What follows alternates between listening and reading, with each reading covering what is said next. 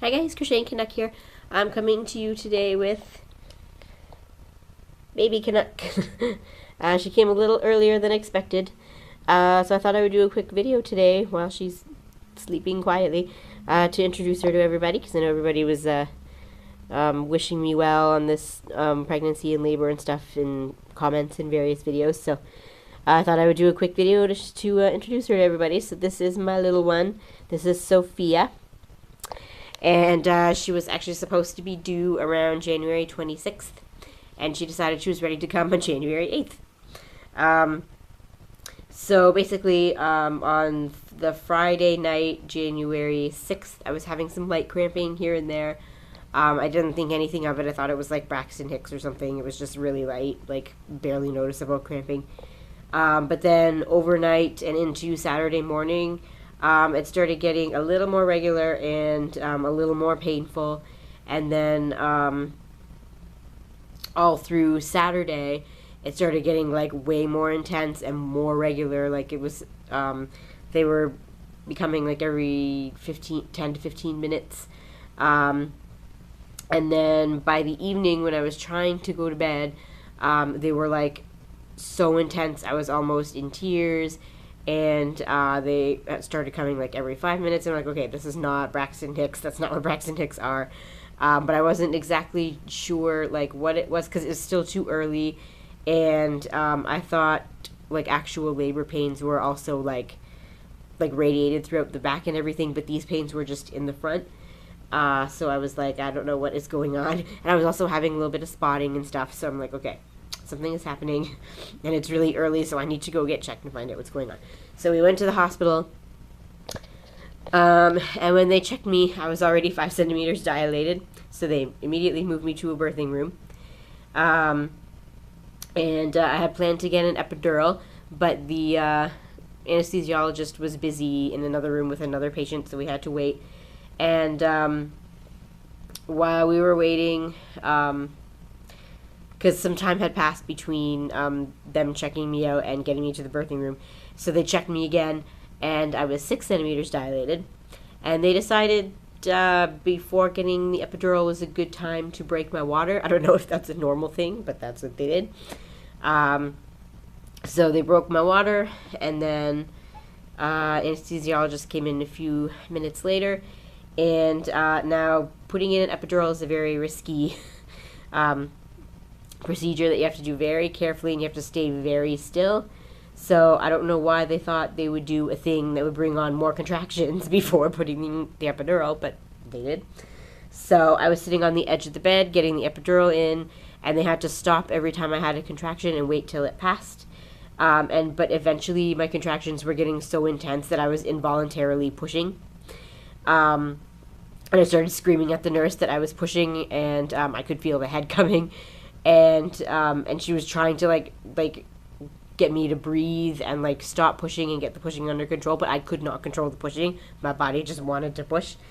So eventually she realized that this was happening involuntarily. She got the anesthesiologist to stop, take the needle out, and I just had to deliver drug-free. So he got the needle out. She put me on my back. She took one look and she's like, "Yeah, baby's coming." She got my husband to push some emergency button on the wall to get the birthing team to come in the room. I had met the doctor a few minutes before they broke my water, because my regular doctor wasn't there. Some other doctor was on call. And then he and like 5 or 6 other people all came in. There were so many people. I think a lot of them were residents, because this is also a teaching hospital. And so there were just a whole bunch of people just in between my legs. And I just kept pushing. My body I felt like I didn't even get a break between pushes. My body just kept pushing. And from what I can remember, because everything happened so fast, it felt like it only took like maybe 3 or 4 pushes, maybe 5 to get the head out. And then there was one giant push, and the rest of her came out, and my body just stopped. And then I had like no idea what was going on. And all I can remember is my husband saying, she's here, but I couldn't hear her crying because she was so tiny and so quiet, and I had no idea what was going on. Everybody was like rushing around. It was just a big blur. and then they put her on me, and then after they finished cleaning me up, they took her away again because then they weighed her, and she was so small. Like, I could feel when I was holding her that she was too small. I'm like, this is not right. And she ended up being 4 pounds 7 ounces, and the cutoff for like being big enough to not have to go to the NICU is 4 pounds 12 ounces. So they had to take her away, put her in the NICU, and like, she was fine. She was perfectly healthy otherwise. She was just underweight. And they wouldn't let her go until they made sure she was able to eat on her own because she was so small she wasn't eating enough when they tried to feed her. So they had to feed her through a feeding tube. And she was in NICU for about a week until she started eating well enough on her own, and she came home yesterday. So, yeah. So that has been my week. I've just been sitting in the NICU all week with her. They discharged me a couple days after because I was fine. And I just kept going every day for like 12 hours a day, just sitting with her in the NICU. And we're finally home. And as you can hear probably from my voice, I caught some like cough and cold thing from the hospital. So much for putting hand sanitizer on every 5 minutes. But I caught something and I'm kind of sick, but she's fine so far, thank goodness. So yeah, so that is my story, and I thought I would just introduce everybody. So there is my little one. I still haven't finished any of the crochet I was planning to finish for her. I still have a few more rows left on that blanket, but that's fine. We have so many blankets anyways. And I'm still not any further on the body of the lion for my stacking toy that I showed you in the last video, I think. But she's pretty much like this all day, so if I want to crochet, I do have time.